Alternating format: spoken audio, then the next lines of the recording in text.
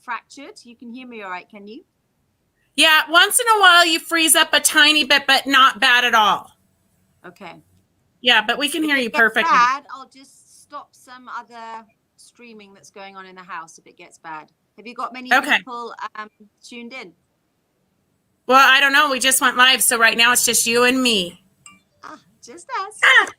Christy Lee's on. Christy says hi. The kids are doing really good. Devin is going. It's his senior year, and he's going to finish up in December. So he'll finish up early, and then he's going to go get. He wants to be an anesthesiologist, so he's going to start working at a rest home. So that should be exciting. Yeah.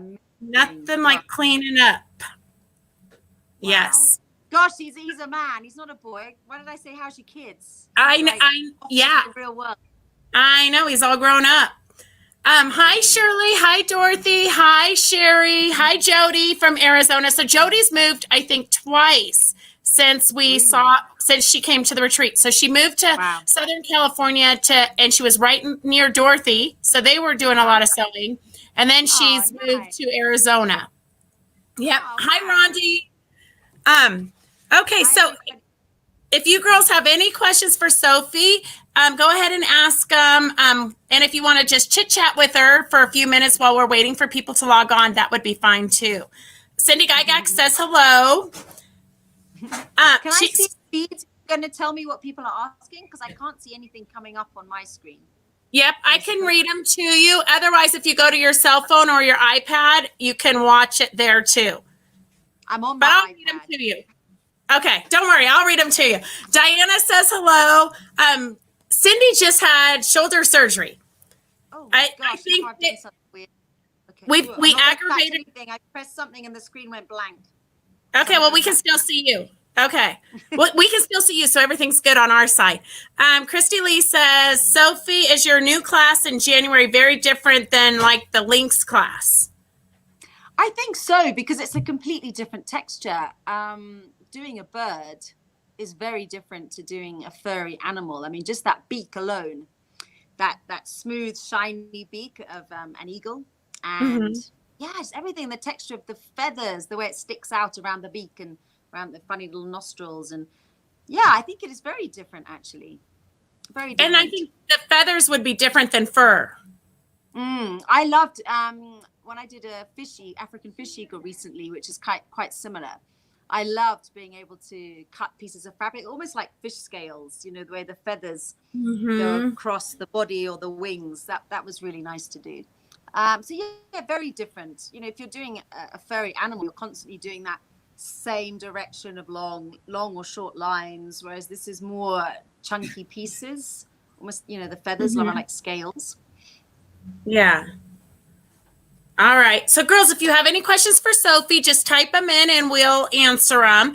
But Sophie, do you want to tell us where you're from and kind of how you got started into textile art? Yeah, sure. So I'm from England and I moved to South Africa, to Cape Town, with my then boyfriend, Andre, about, I'm going to say 22 years. I think it was about 22 years ago.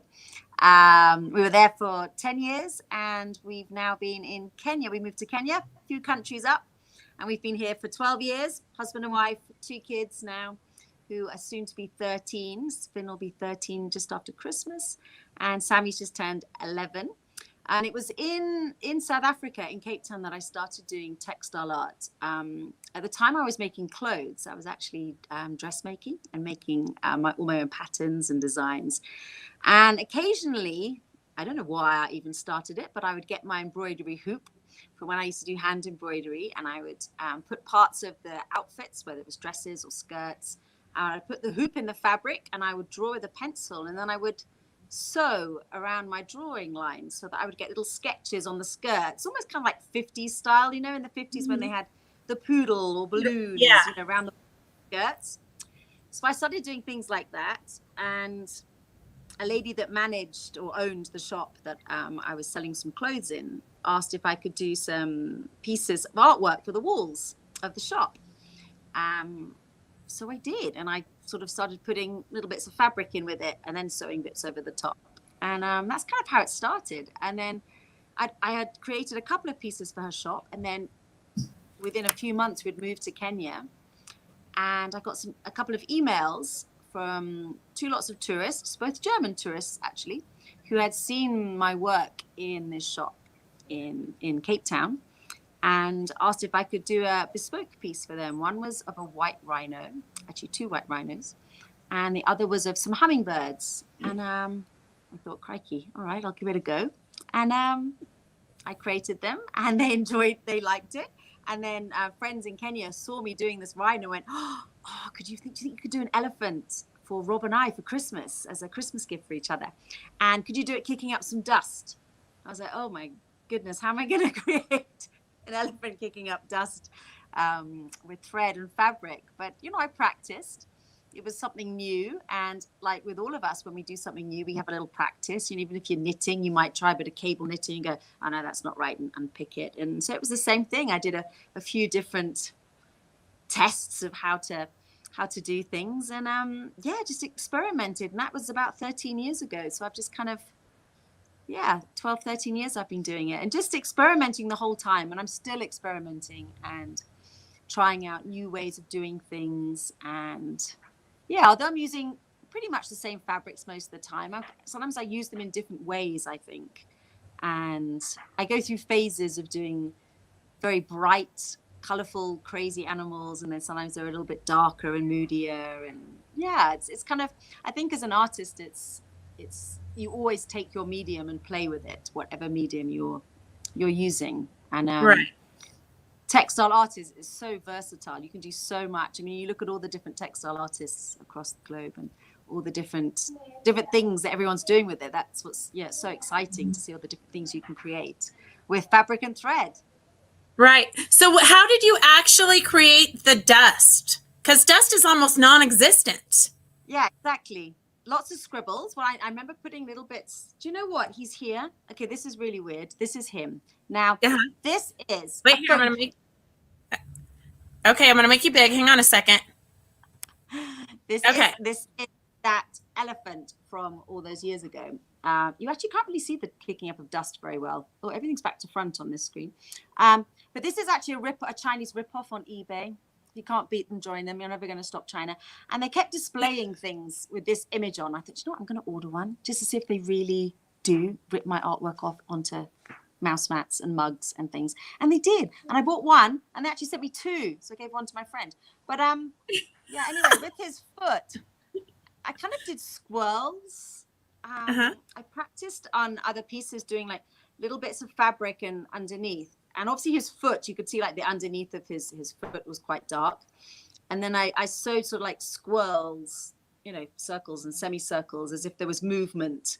And then I think I did little like, how when you stop and start, almost a bit like how I do eyes and things, like the fleck in the eye, how you stop and start. So there's like lots of little dots as if dust was flicking up. Yeah. It's almost like a cloud. Like sort of creates like a cloud. And often it can be, I think because it's thread painting or thread drawing, it can really help to draw things first with a pen or a pencil. So whatever you have in your mind, draw it out a few times and then put some fabric on and sew over it and practice like that. And I do that a lot still. I do work from photos and photocopies, but I do like to draw out as well. And if I don't understand, say if like with the meerkat I'm just doing, if people have seen that on Instagram, the meerkat I'm doing, like the nose of the meerkat that I'm doing, the family that have commissioned me, they took the photos themselves, and this meerkat had obviously been digging and its nose is covered in orange dirt, and the orange dirt's all around its eyes, so I couldn't really see the nostrils and work out what was going on. So I've had to look at 5 or 6 different images of a meerkat nose to find things out. And that's also really helpful, to look at lots of images of the same animal and then to draw it and sort of anatomically dissect it so you can understand what's actually happening in that specific part of the anatomy. So, most of us just think that you just sit down at your sewing machine and you create some amazing piece of artwork. But you're saying you actually have to practice and and do several tries before you get it right. Yeah, not on everything. So I suppose with something like an elephant, I've done so many times that I don't necessarily practice them anymore. I will definitely look at other images if I can't see the eye. Like say if somebody wants this specific elephant, but that is not really in focus, but I've got the outline right and things like that, then yeah, I will look at lots of different eyes just to guide me. But something like this meerkat, yeah, I will definitely have to dissect it and draw it and work out what's happening, and sometimes have to re-sew things or just to get it right, because I did a meerkat, gosh, a long time ago, maybe 5-6 years ago, and I've only ever done one. So yeah, I think when you're doing an animal, an insect, a bird, a creature that you haven't done for ever or a very long time, you have to look at many images. I know, I've done a few pets, and definitely when you're doing someone's pet, you can't just work from one photograph. You have to work from quite a few, because it's not just any old dog. It's someone's dog. And right. I've had a few people who I've taught before writing to me after the event saying, a friend has asked me to do their dog, and what do you think of this picture? And yeah, that picture's nice, but ask for another 5 or 6 pictures, because it's very difficult to get that essence of that personality of a creature from one photo. Mm-hmm. So I think research is key, understanding that animal. Right. So I'm excited because we're doing an eagle.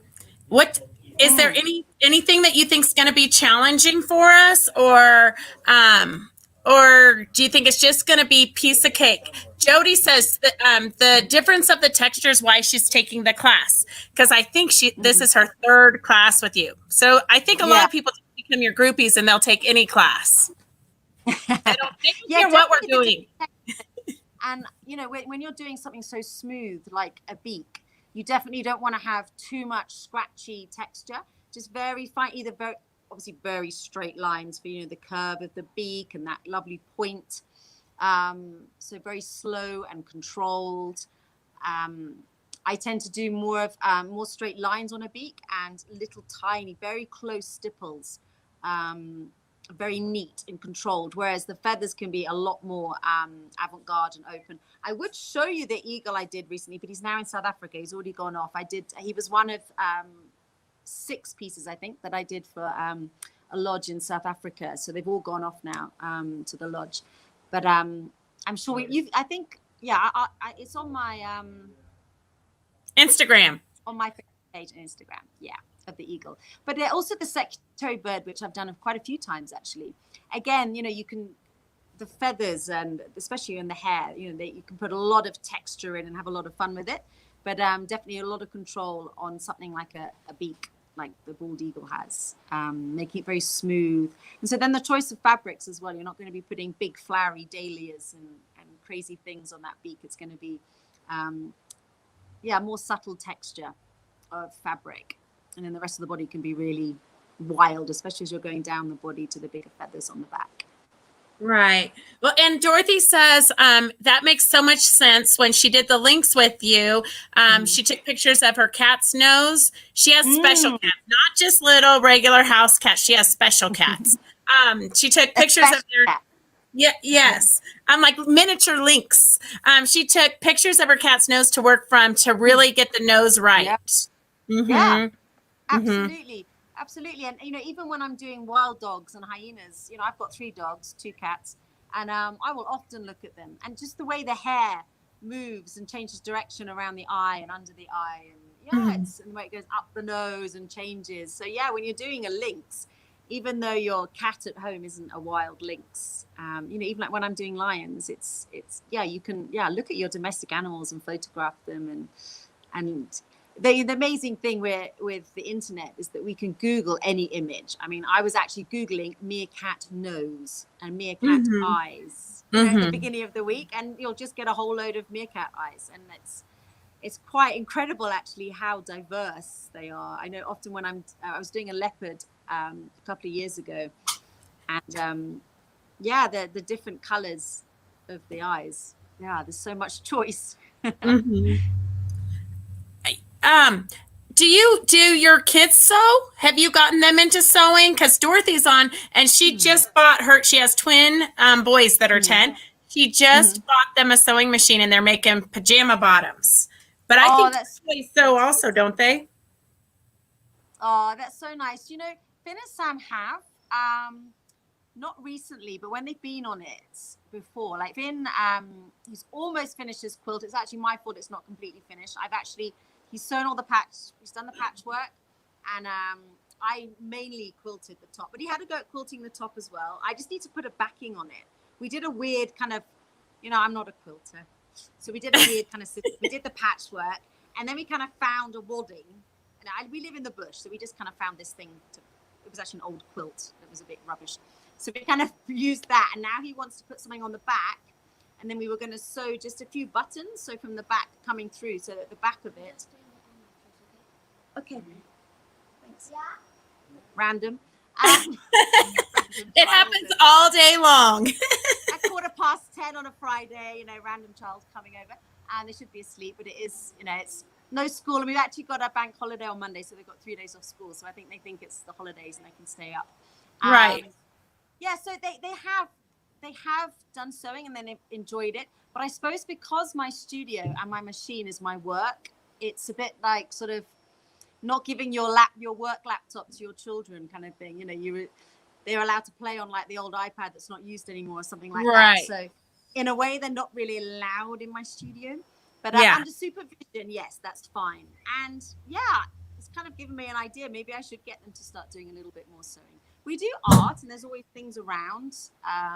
We do a lot of clay and things like that, making things. They really like real bushcraft. They love whittling and making bows and arrows and weapons and things like that. They're very into into that kind of arts and crafts, actually. Jody says she's taken 4 classes from you. The first one was in Issaquah. Yeah. So Jody's been around since we brought you over to the States way back when. I know. So long. That seems like so long ago. It does, but it doesn't. It's really strange how I was actually talking about Tahoe today, Lake Tahoe, because I met a Canadian lady and we were talking about when our kids in Kenya, she's only been here a few months, when the kids go camping, like in the garden or at friends' houses in the garden, and they hear hyenas at night. And she was like, oh, don't tell me that I won't be able to sleep. My child is having a sleepover on Saturday. And he's only 8 years old and they're going off to the bush camping. And I said, no, it'll be fine. The hyenas won't do anything. She's like, oh no, I'm much better with bears and wolves. I was like, bears and wolves? No, give me hyenas any day. And it's strange kind of, I suppose, what you get used to growing up. And, it's kind of a strange thing. I'm probably going completely off topic here. Oh, no, that's okay. People just love, you know what? Everybody wants to know a little bit of everybody's backgrounds. It's a crazy thing. I hope you can hear me okay, because it's just started raining and we have a tin roof. I mean, it's wood, the ceiling is wood, but it's tin and it gets really loud. We've had a lot of storms, so I might have to start shouting quite loudly if the rain gets heavier. I'll let you know, but you're fine for now. Jody has been such a great support, and Dorothy and Phyllis. I've had so many great students that continue to do my workshops. It's so nice, and it's wonderful to see all their pieces grow and develop, and all these different techniques. And then, obviously I follow them as well. So when I see posts that they've put on of other things they've made, and I can see how they've progressed in using things that they've learned from my workshop, or maybe Susan Devaney or other people that they've done workshops with, especially during COVID, and lockdowns. There's been so many great workshops online with different artists and designers, which is fantastic. That you wouldn't normally be able to just hop over to Australia, then I'll hop over to Kenya, then I'll go over to here, then there. It's been, although it's not been nice traveling around and not meeting people, it's actually, I think, been really amazing to be able to keep these workshops going and give it more access to more people, really. For sure. Really it opened up so many doors. Yes. Yeah. We've all had to get very, very techie before we kind of were able to slip by and be, and ignore it. But now we've really had to deal with it. But we did it before COVID, didn't we? We kind of we were test run a few years ago, and we did pretty well. Yes, yes, not by choice, but yes, we did. Yeah. I was nocturnal for about 6 weeks. It was very bizarre. Yes, yes. That had to have been hard on your system and your kids and your Yeah, family having to do 3 I know. retreats in the middle of 4 retreats, I think you did in the middle of the night. I know, Yeah. 400. I would Hmm. literally say goodbye to them at 7 at night and fall into bed at about 4 or 5 in the morning. Right. Yes, yes. So you Made it are, work. well, we always do. So you are an Orophil, no, Artisan. yes, yes. So what does that actually mean? Orophil. So for those who don't know, Orophil is a brand of thread. So what does it mean to be an artisan of Orophil? Basically, it means that they promote you and you promote them. They supply me with thread for all my artwork. So whenever I'm posting something, I will tag them and at them. Write. I'm not actually very good at writing, so Erin's quite good at that. Erin, who works for Orophil, she does most of the writing for me. But blog posts on the Orophil blog. If you haven't ever been on the Orophil blog, it's really exciting. If you sign up to it, you get new stuff all the time coming in. And what is it they do on a Friday? It's called something funky. Anyway, yeah, always getting emails about different artists, whether it's quilt or applique, but all sewing artists. So it's really exciting, for me to get these posts, to find all the different incredible artists that are textile artists around the globe. Yeah, what else? All different things. It's just a really nice partnership. They're very supportive and very caring, and they don't ask too much from you and you don't ask too much from them. It's just a really nice way for artists to, they bring us together as well. So next week I'm doing an interview with Alison and Kathy. I don't know whether you've seen the post. They're both Orophil artisans as well, and they, between them, I think also it's come from COVID and not going out and meeting people. And a lot of us have met online, and I've never met Kathy or Alison or all sorts of artists, textile artists, but we chat a lot on Instagram and Facebook. So they came up with this idea called a love note to textiles. So every 2 weeks on a Wednesday, they're going to do a live slideshow and interview with a different textile artist, which is such an exciting project. And I'm their first interviewee next Wednesday. So I'm just in the process of getting my slides ready. And Perfect. They said, oh yeah, sorry? I think that we have to sign up for the blog in order to be able to access that interview. So Christy, can you put a link? Christy, can you put a link in the comments so everybody knows where to go so they can sign up for that? Okay, sorry, Sophie, go ahead.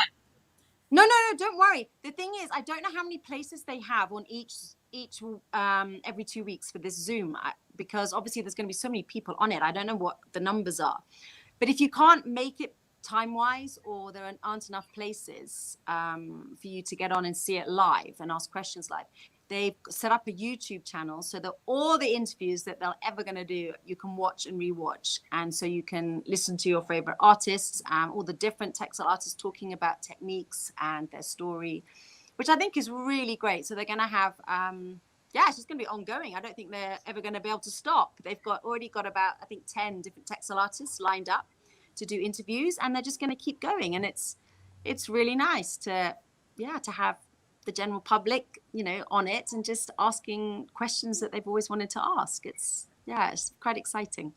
Perfect. So Cindy, oh wait, go ahead. Me?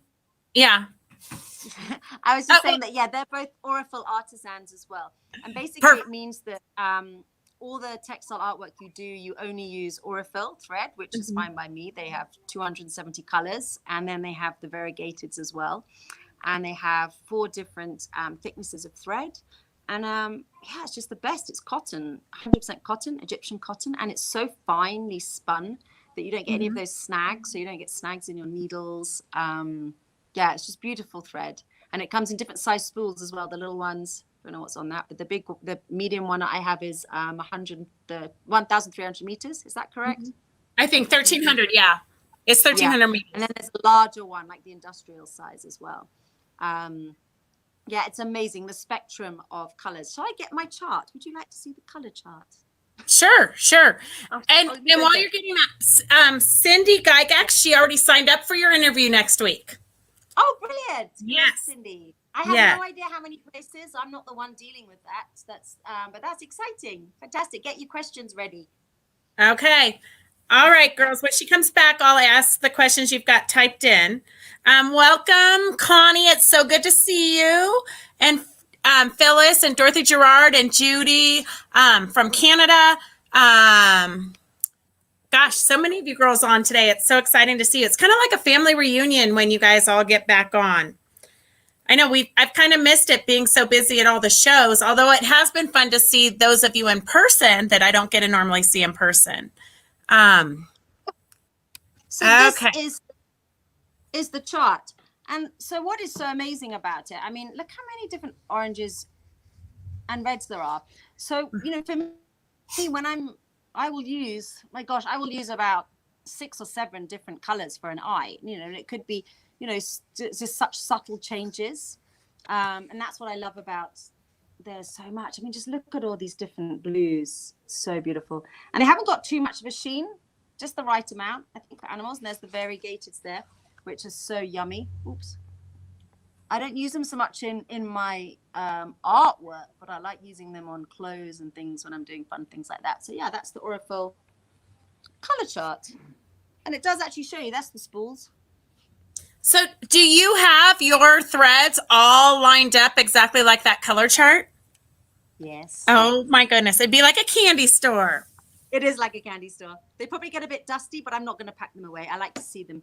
And also because I work every day, I have to have them there to grab. I don't want them to be stuck in a drawer. I have to be able to just, you know, take the ones I want. And I have a little spool stand next to my machine, which I think holds about 25 or something. So I always have that filled in the beginning of the day with the colors I think I'm going to need. And then I always make sure I've got at least 8 bobbins full for that day with a black, a white, and then whatever colors I'm using, whether it's blues or greens or oranges. So that you can just keep sewing. It's really annoying when you don't have any flipping bobbins left or you can't find the color you need.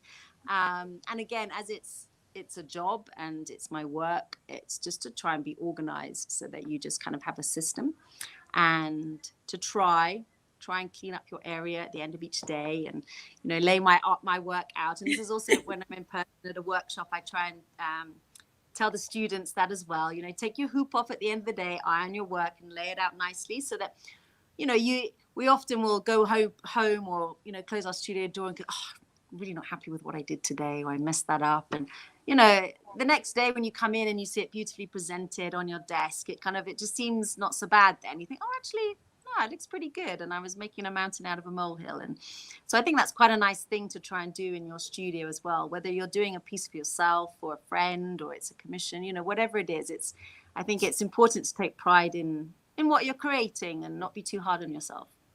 For sure. We do this for fun, not to bring more stress to us. Yeah, it's supposed to be somewhat relaxing. Yeah. Well, and I will tell you, Sophie, because I kind of work in chaos all day, and all day you're kind of in the back of my head saying, just take a moment for a recovery period. Just do a recovery and clean this mess up. But you know, you're going to have to scream it a bit louder for me to actually listen. You can hear me in Nevada. Yes.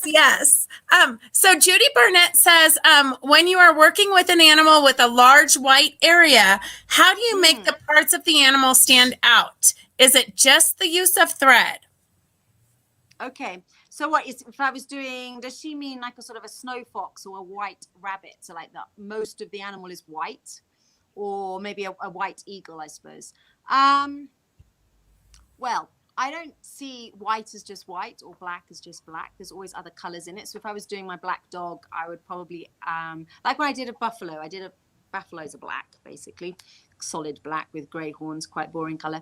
But I would add another color in. So, you know, burgundies and deep reds or purples and blues. And bring in those kind of colors with your fabric and your thread. And so the same would go with something that was white. You could bring in icy pinks and icy lilacs. or, you know, deeper grays, because whatever it is, it's going to have light and dark in it. You know, if it was feathers or fur, you know, all of those things are going to be layered over. So there's going to be light and dark coming through. So you can use gray, you could use grays, but you can bring in those different colors, those sort of gray pinks or gray blues coming in. And that would be the same with the fabric. So I would choose light fabrics that have an essence of another color coming through, again, whether it was the blues or the pinks direction we're going in. Does that kind of answer the question? I think that is a pretty, yeah. If Judy, if you still have questions, just type them in and we'll get more clarification. Dorothy says, it's so good to hear you and your voice, Dorothy Gerard. I actually just saw her a couple of weeks ago when we were at a show.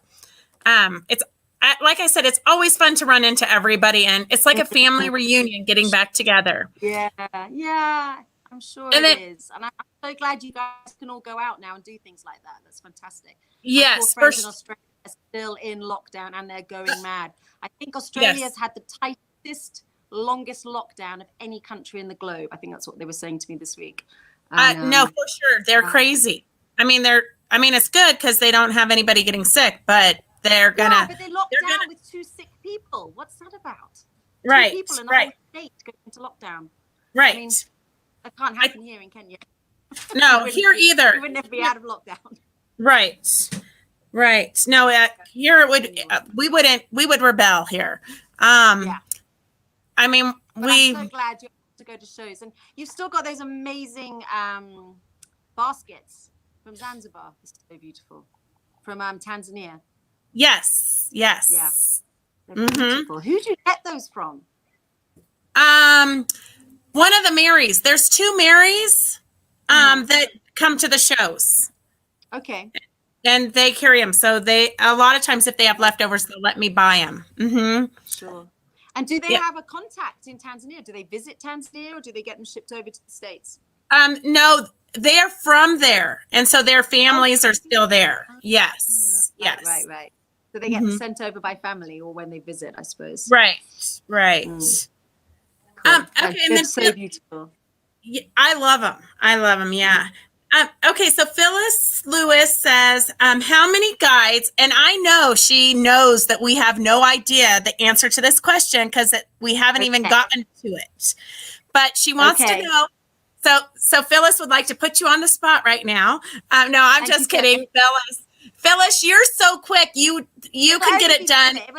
Phyllis putting me on the spot. Yes. She wants to know how many guides, videos, and lessons are with the next class. How much time do I have to get it done? I have no idea how many guides they're going to be. But I haven't started doing it yet because I've got the project mid-January.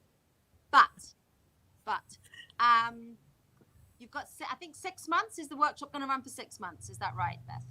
Yes, that's what we decided, because last time we did, I think 3 months, and there was a lot of people who procrastinated, and life gets in the way and you can't predict it. So so we're leaving it up for 6 months. So you have plenty of time, Phyllis, even though we know you'll have it done in the first 2 weeks.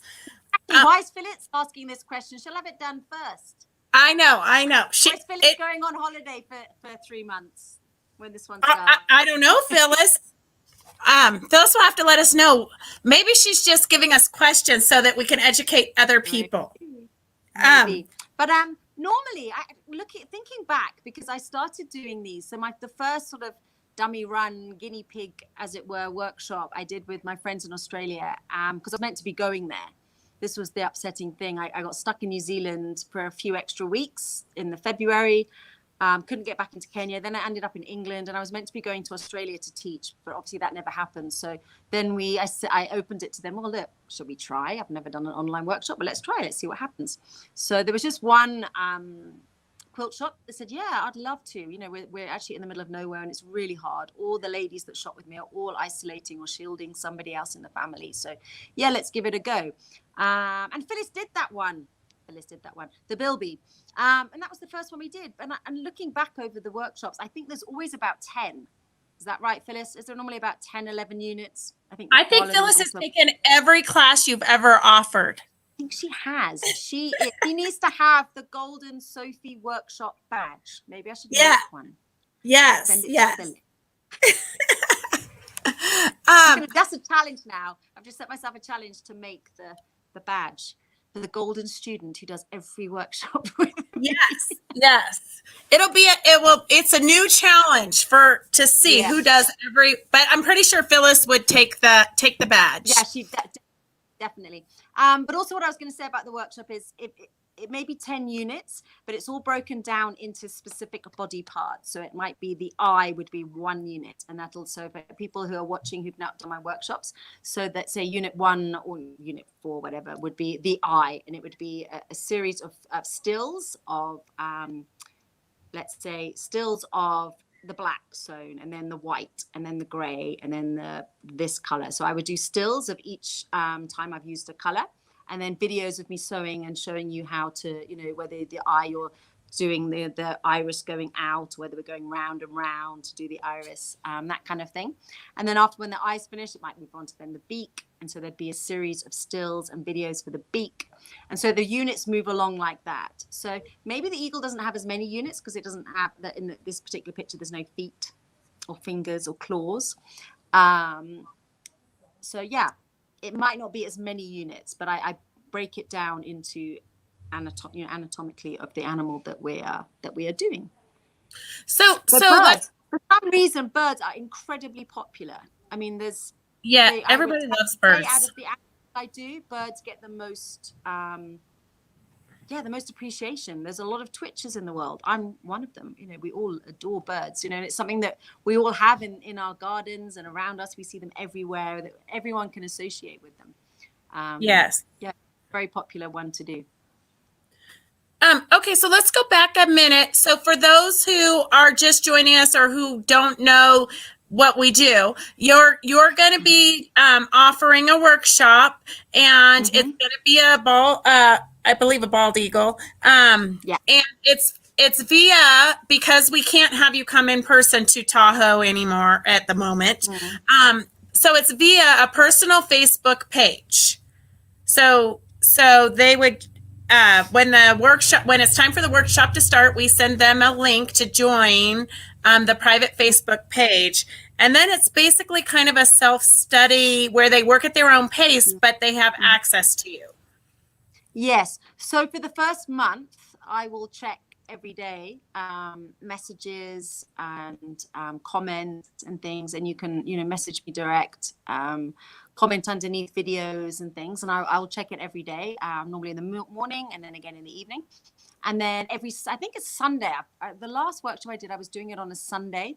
It can be difficult with time zones, so we'll just have to work out which day is better for people regarding work. I think it was Saturday mornings for us, okay. Pacific time. Okay. I think it was Saturday mornings. Okay, that's absolutely fine. Australia, I was doing Sunday mornings or something, but I don't know, something like this. I think I got them on Sunday evening or something. Right. So yeah, Saturday mornings. So for the first month, every Saturday morning, or if the month starts weirdly, I'll do an extra one or whatever. To do a live link up like this so that you can ask questions and we can talk about things that have been discussed that week if people are having problems with certain areas, or just any question really. So I'll do that once a week for the first month.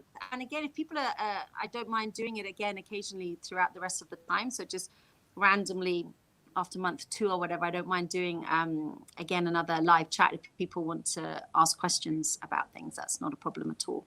But yeah, it's work at your own pace, and it's very self-explanatory when it's set in units, and video 1, video 2, I'll number each one.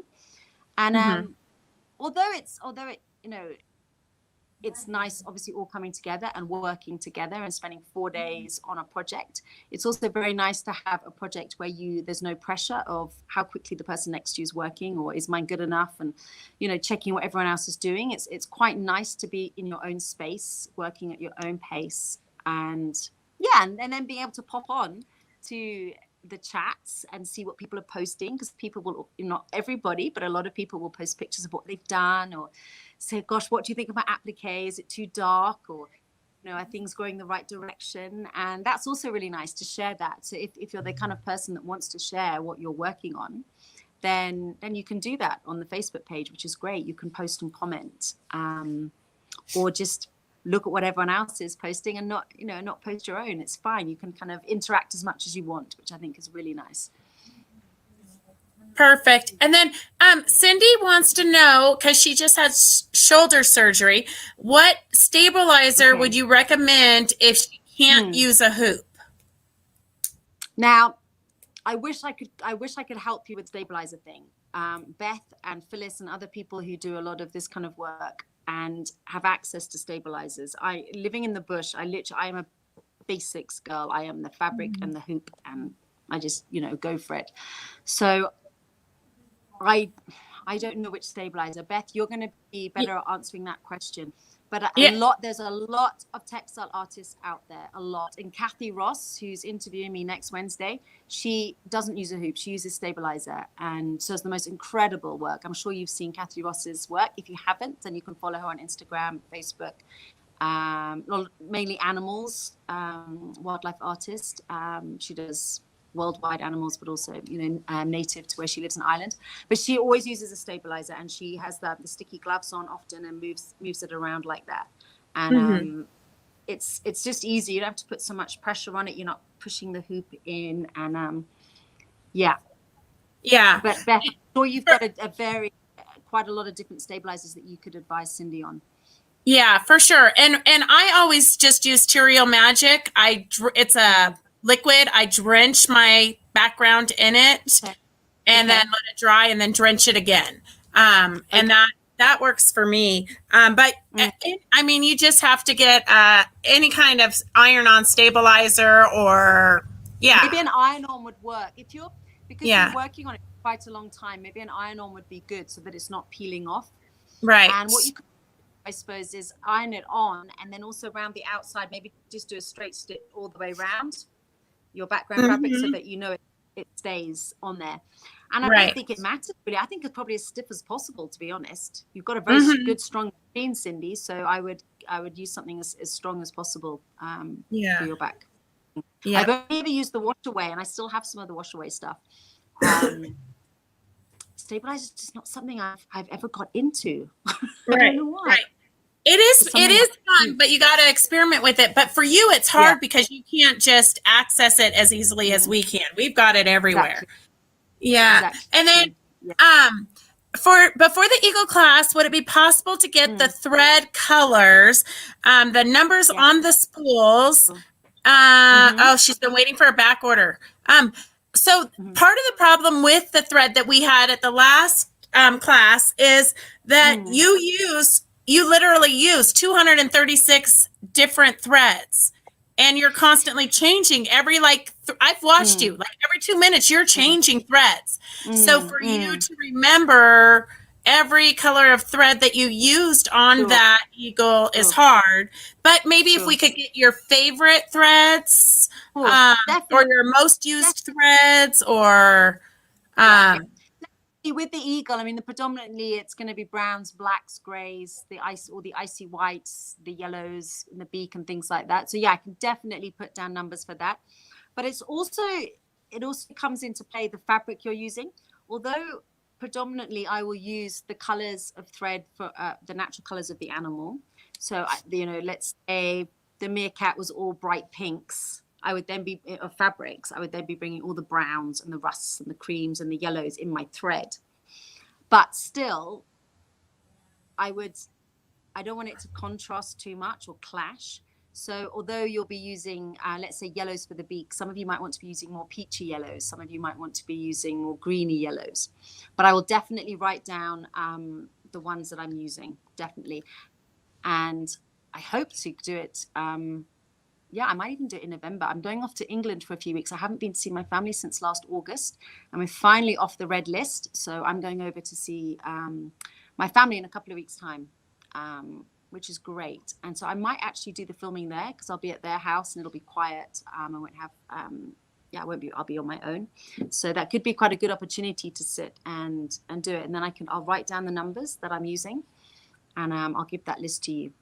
But also I think, although I know I love using Orophil, if you want to use masses of different spools, I don't see a problem with experimenting with all the different types of thread that you have, whether even metallics and all different things. I don't see a problem in that at all. And do you use different weights, or do you just mainly stick with the 50 weights? Mainly with the 50. I think I have in the past used 28 even for areas of the ear hairs that are quite thick. But I've kind of moved away from that and have tried to use the same weight thread and just try to get it to look as if it's thicker just by using colors and light and dark. Yeah, I suppose I try and I call it thread painting because I'm really trying to make it look painterly, and so not trying to put too much embellishment on and trying to actually just use what I've got, just use 50 weight thread and fabric and make it look 3D and thick just by doing that. But the 28 is really good, I think, for thick. The 12 weight can be a little bit too thick. I find the machine doesn't really like it. Some machines might be okay with it, but the 28 thread's really nice for whiskers and eyebrows and that kind of thing that you're doing on animals. That could be fun to use.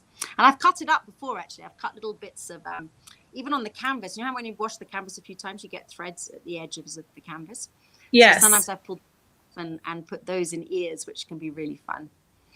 Right. I've even actually seen you get thread out of the trash on top of the table and throw that in and use it sometimes. Yes. That can be fun. Yes. Definitely. You just have to experiment and see.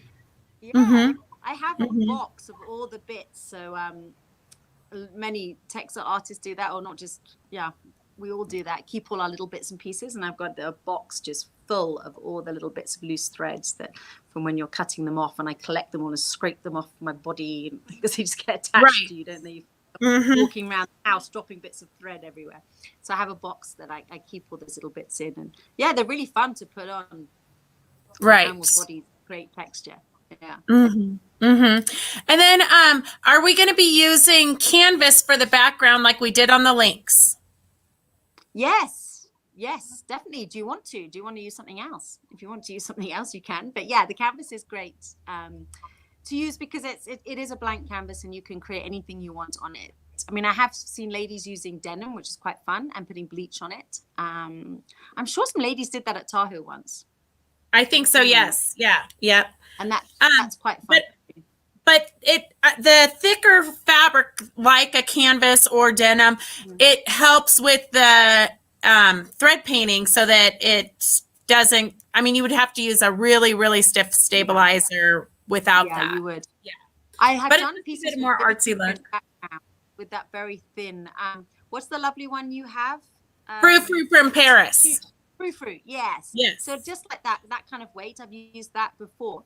But then with the spray glue, which I don't actually have anymore, someone bought me some in France. They found this amazing art shop that had spray glue for fabric. It's like a spray mount, but for fabrics. And so I sprayed that frou fabric onto the canvas, and then I sewed around the edge, and then I thread painted, and that worked really well. So I've seen people use batiks in workshops with me before as their background, and again they've attached it to the canvas. Perfect. So we are going to be using the canvas, girls. But you can use whatever you want. But in the kits, we will have a canvas, and it will be a much bigger size this time, so that we allow for shrinkage. Because I don't remember it shrinking as much, but I don't think we washed it 3 or 4 times because we were up in Tahoe. Yeah, and you also don't have to use boiling hot water as well. You can use cold water. I mean, my washing machine is cold water.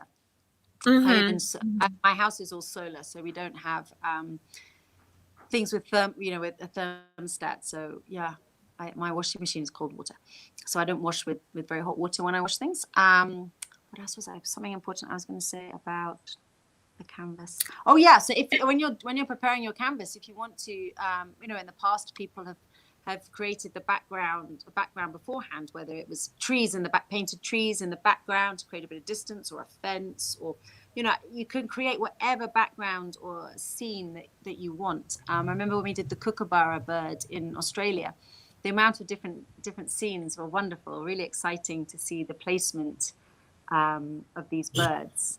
Yeah. And what I love is you're not one of those teachers who says, oh, you have to do it exactly like mine.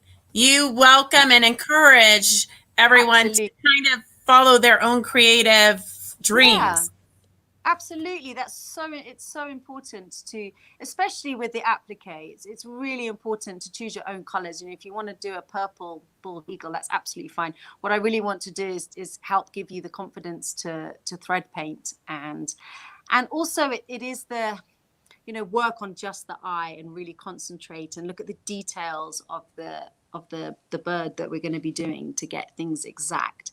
But you can do whatever color and fabrics that you want on it. There's no rules for that. Perfect. And then what weight canvas? I want to say that it was a 10 weight, but I'm not positive. Yeah, when I buy my canvas, I don't get told what weight it is. Yeah. When I found the different weights, when I was last in New Zealand, I think it's closer to, it might be 12, the one I use. So it might be closer. So I think the people in New Zealand were using 15 weight. I think mine is actually 12 ounce. I've never even heard of a 15 weight. Yeah, we have 15. There was this canvas shop I went to in New Zealand. It was incredible. I was so excited. Okay, I will ask my rep if he has a 15 weight, because I think that we've always done 10 in the past. So I don't normally get them from quilt shops or fabric shops. They're normally from more like a haberdashery shop, a shop that does blinds and curtains and upholstery. Kind of an upholstery shop. Yeah, that's where we get it from. So the canvas shop I went to, it was out in an industrial area, and they do they make all the canvas covers for boats and sun loungers and all that kind of thing. And often for the first cover that goes over the mattress on a sun lounger. So it'll be the plain cream but thick canvas. So the outer one can then be taken off and washed, but it's very durable and long lasting and 100% cotton. And he had all different weights. And I bought some of the 10 and I bought some of the 15. And having used both of them, I have pretty sure that the one I use here is 12 ounce. But I don't think it really matters if you're going to use a stabilizer or you're going to hoop it. Or you were saying that stabilizer that you wash, that sounds quite good. So even if it was an 8 ounce or a 10 ounce, if you did that soaking in that stabilizer, it's going to make it a little bit thicker. And also painting it makes it thicker as well. I mean, although when you're painting the background, you don't want to put the paint on too thick.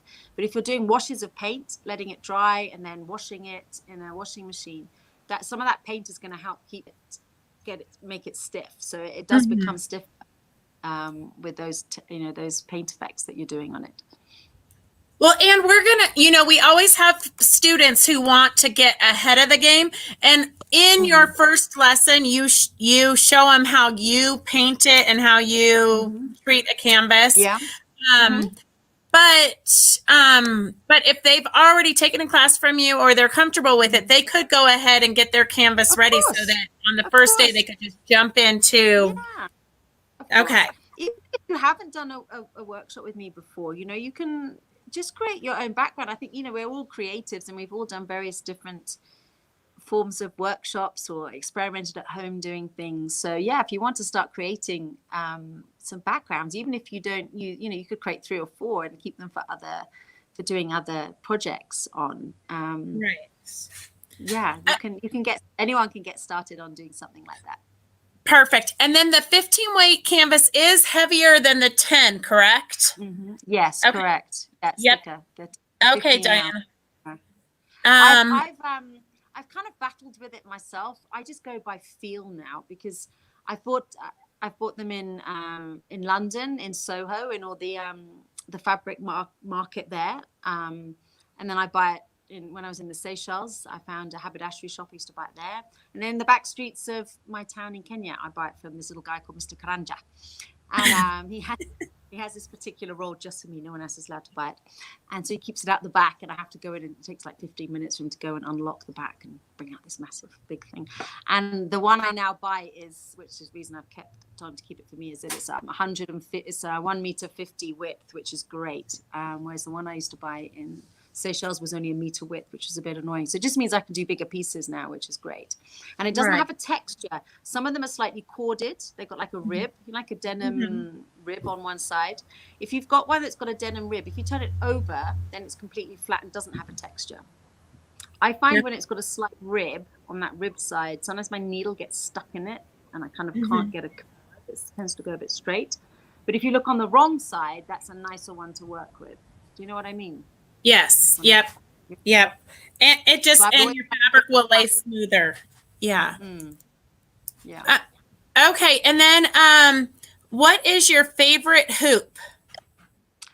Nudge. Nerge.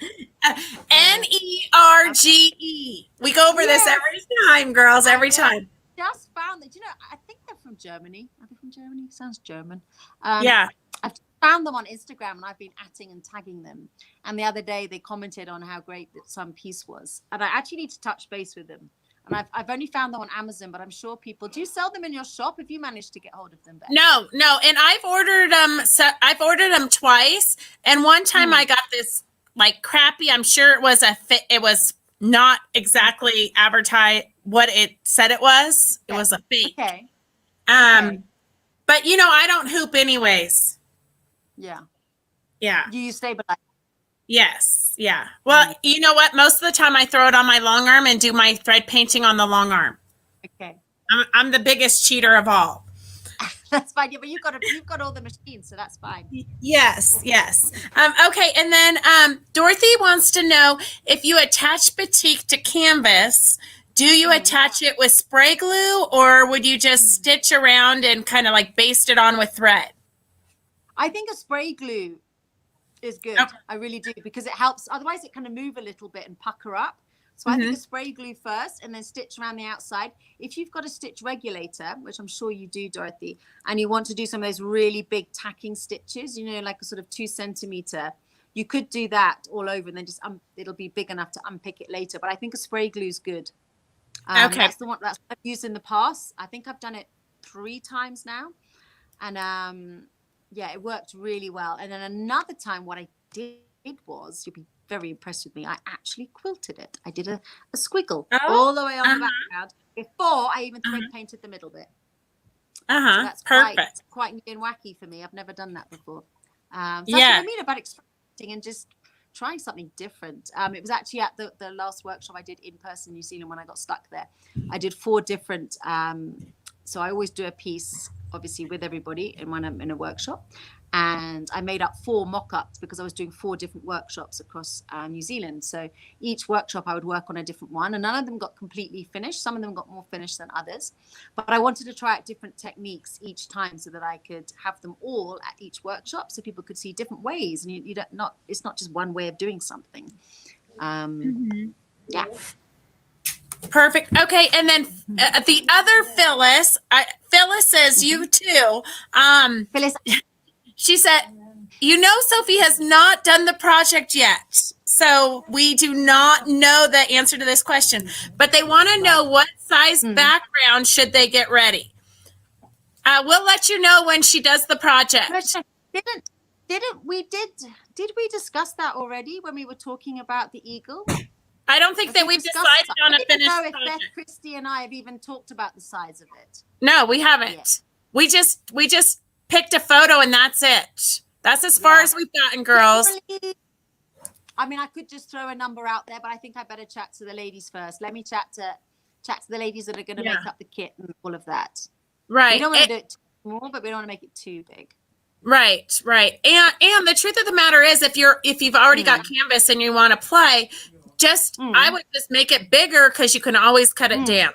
Yeah, exactly. That's very true. Yeah, very true. Usually when I do like a 2-yard piece and then I cut the size that I want and I just throw the rest in a bucket for the next project I'm doing. That way you've always got some extra canvas when you need it. Very true.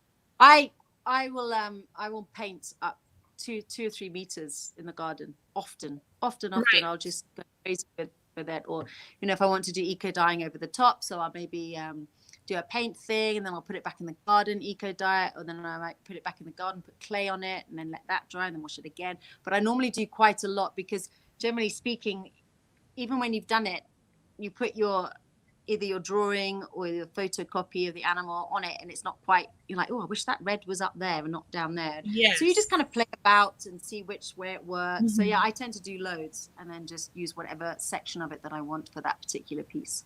Right. That way you have options. You can audition it. Yeah. Exactly. Audition it. That's the word. I remember you saying that word before, audition. And then Judy says she got her Nerge online from England, but they sent her the wrong width. So her husband had to put a notch in it so she could get it under her needle. And that is a good idea so that you don't have to keep taking the foot off. Yes. Right. It was too tall. Yeah. Yeah. Let me just go get a couple of hoops. Hold on. Okay. All right. So if any of you have joined late, you can always go back and watch this on our Facebook page or on YouTube. It streams to both.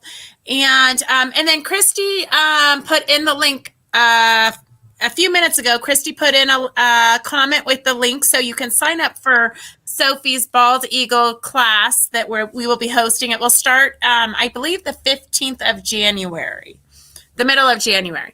And if you can't, if you're not available right at that time, don't worry because it's all recorded and it's in the Facebook page for you to see. All right. So Sophie's going to get us a few hoops so that she can show you what she likes to use. Oh, there you go. Christy just posted it again. Thank you, Christy.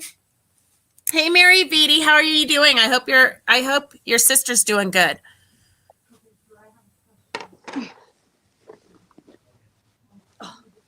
Getting attacked by artwork.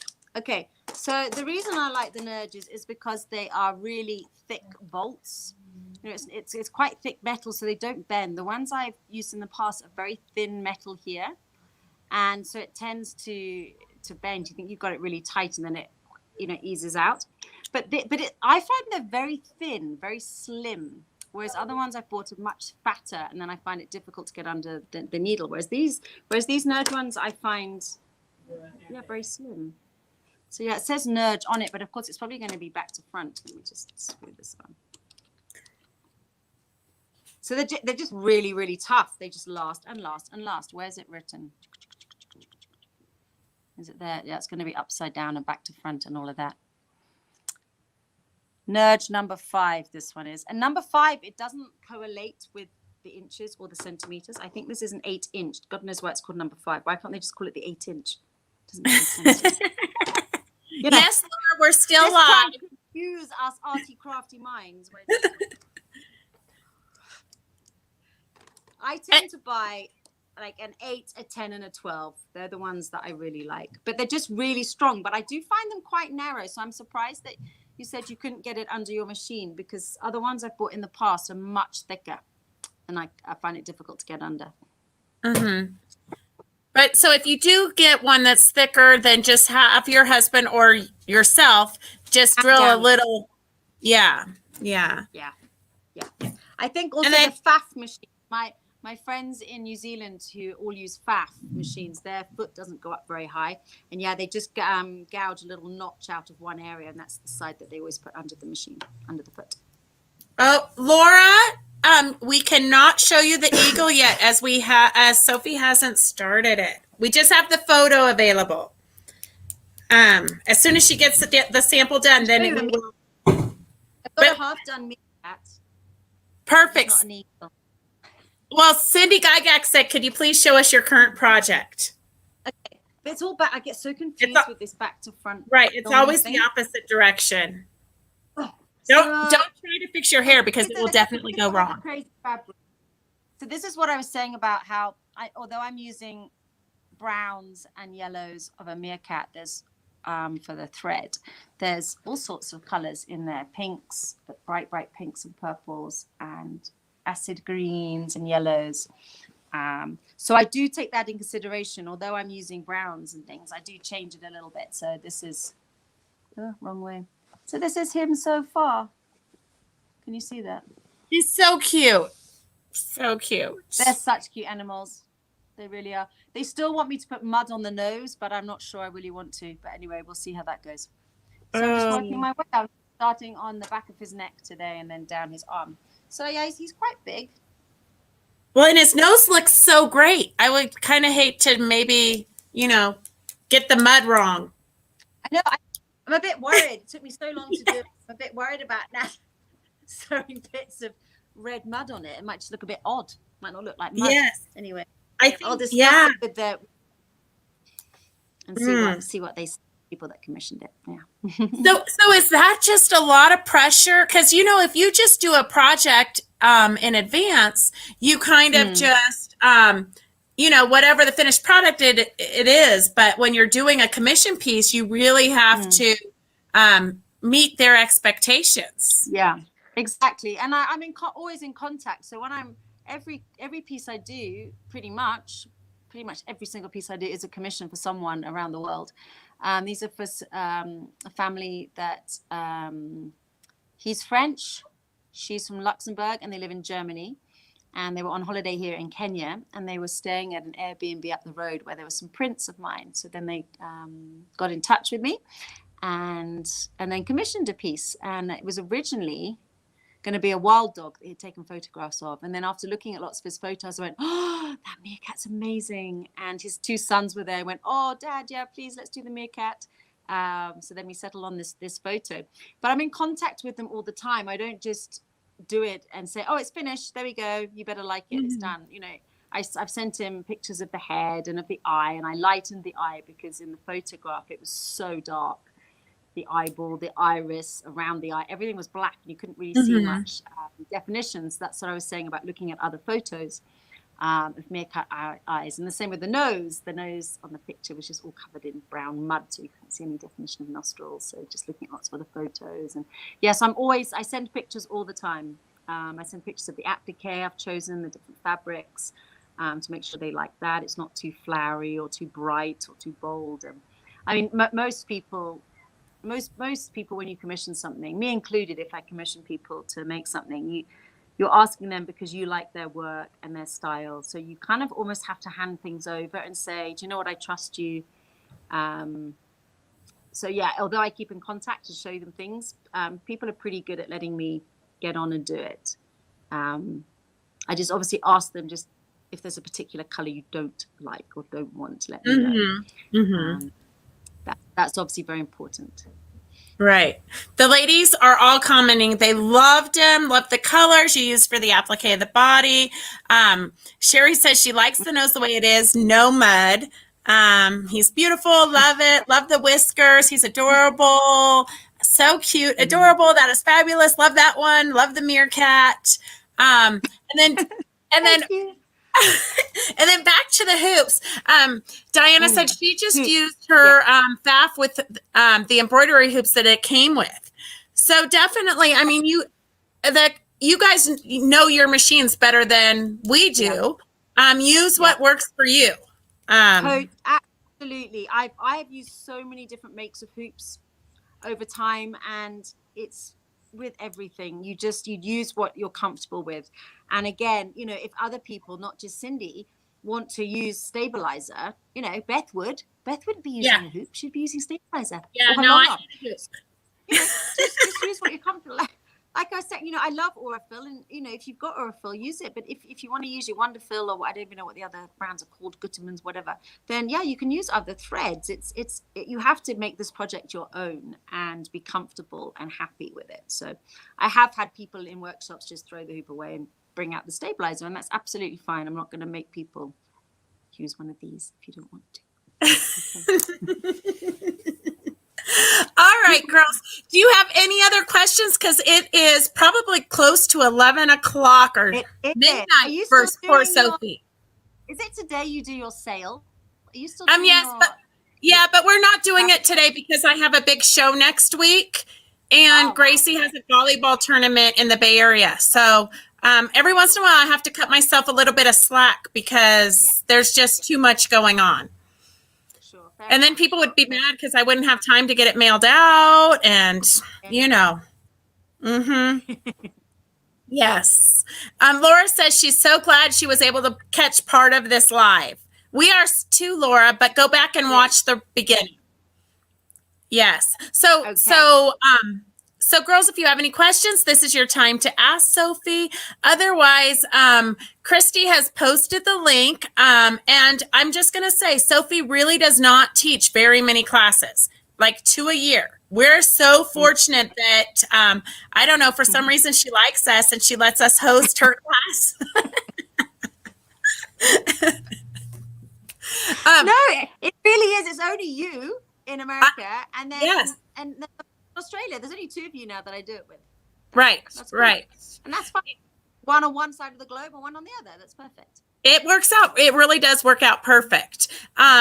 But it's kind of a once in a lifetime opportunity every year to sign up and be able to spend time with Sophie and pick her brain and watch the video. The videos are so detailed that you can really see Sophie's process and how she's able to create the dimension and all the artwork that we all have fallen in love with.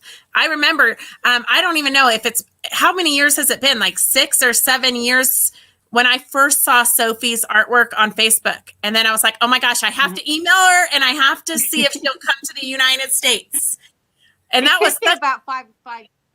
Yeah, probably 5 years ago.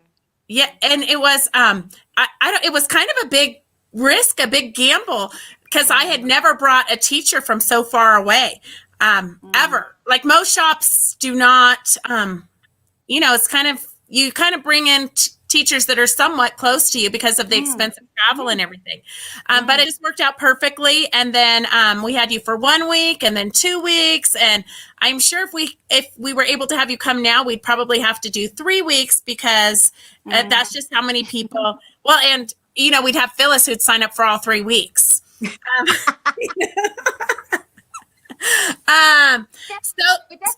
Student. Right. The student with the badge. Yes.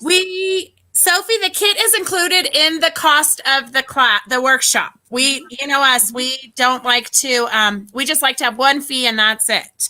I love the links class I took this year. Thanks to you and Beth. The class is $415. Phyllis says you're right. She would have signed up for all 3 weeks. Okay.